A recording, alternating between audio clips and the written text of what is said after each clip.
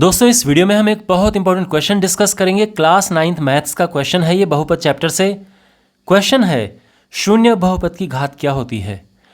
इस क्वेश्चन का answer students ज़्यादातर टाइम गलत लिख कर आते हैं, तो इस वीडियो में आप ये सीखेंगे कि इसका एक्चुअल में क्या आंसर है। ओके, तो इससे पहले कि हम इस क्वेश्चन के प्रॉपर आंसर पे जाएं, मैं आपको ये समझाना चाहता हूँ कि बहुपद की घात का क्या मतलब है। यहाँ पे आप ये देख सकते हैं, मैंने 6 बहुपद लिखे हैं। ध्यान रखना इसमें शून्य बहुपद नहीं है। शून्य बहुपद केवल शून्य होता है। केवल अगर मैं ये लिख रहा हूँ ये शून्य बहुपद है, यानी अगर मैं कोई बहुपद इस तरह से रिप्रेजेंट कर रहा हूँ, निरूपित कर रहा हूँ इस तरह से, केवल 0 यहाँ पर लिखा है तो ये शून्य बहुपद है। लेकिन इससे पहले आप इन बहुपदों को यहाँ पर देखो। ये जो बहुपद है इसकी घात क्या है? तो घात होता है किसी भी बहुपद में जो चर है, चर की सबसे बड़ी घात, किसी भी चर की सबसे बड़ी घात किसी बहुपद में। अब आप पहले बहुपद में देख सकते हैं, यहाँ पर चर क्या है? x है, सबसे बड़ी घात क्या है? 4 है, यानी इस बहुपद की घात होगी 4। अगर दूसरा बहुपद हम देखें तो इसकी घात क्या है?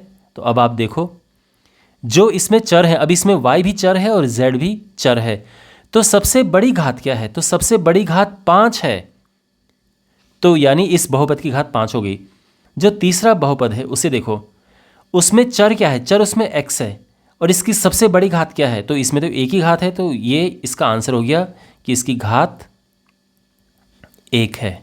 ठीक है ना। अगर यहाँ पर मान लो कि प्लस y भी लिखा होता तो भी इसकी घात 1 होती, पर हाँ अगर y² में लिख देता फिर घात 2 हो जाती। अब ये चौथा बहुपद देखो, इसमें सबसे बड़ी घात क्या है चर की? तो देखो, देखने से तो आपको लग रहा होगा कि भाई 3 की घात 4 ही है और 4 सबसे बड़ी घात है, लेकिन नहीं, चर की घात देखते हैं हम, तो इसीलिए इस बहुपद की घात 2 होगी, क्योंकि चर की घात 2 है इसमें सबसे बड़ी है, एक ही चर है इसमें। अब इस पर आ जाओ। पहली बात तो यह है कि इस बहुपद का नाम है अचर बहुपद, क्योंकि इस बहुपद में केवल अचर है, चर नहीं है। और अचर बहुपद की घात क्या होती है? 0 होती है। इसका कारण अगर मैं आपको कुछ समझा सकूं तो ये है कि जैसे 3/8 लिखा है, तो हम 3/8 में किसी भी चर को, किसी भी वेरिएबल को लिख सकते हैं। x लिख दिया मैंने, लेकिन इसकी घात में रखूंगा 0, क्योंकि किसी भी चीज़ की घात अगर हम 0 लिखते हैं तो 1 होता है। तो बेसिकली कुल मिला के 3/8 ही है ये, बस मैंने ये लिख दिया है। और आप देख सकते हैं घात 0 है इसकी, यानी इस अचर बहुपद की घात 0 है। किसी भी अचर बहुपद की घात 0 होती है। यहाँ पर ये भी अचर बहुपद है, छठे वाला, और इसकी घात भी इसीलिए 0 होगी, 0।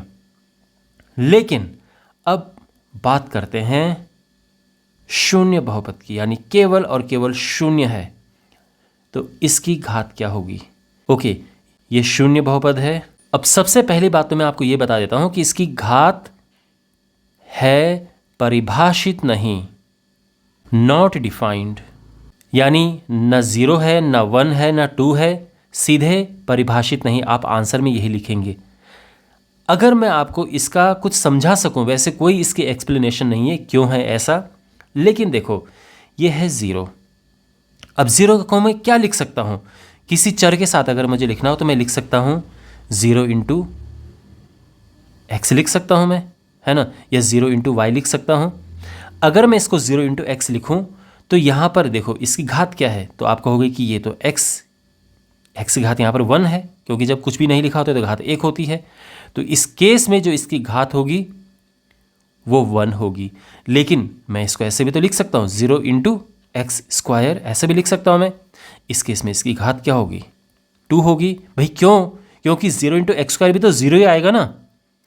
मैं 0 को 0 × x की घात 10 भी लिख सकता हूँ, क्योंकि कुल मिला के होना तो इसमें 0 ही है, और अब जो इसकी घात है वो 10 होगी। तो इस तरह से इसकी कुछ भी घात हो रही है, तो हम ये कहेंगे कि जो इसकी घात है वो है परिभाषित नहीं, और ये आपका आंसर है। ओके, तो आई होप आपको समझ आ गया होगा कि शून्य बहुपद की घात क्या होती है और क्यों होती है। मिलते हैं अगले वीडियो में। Take care.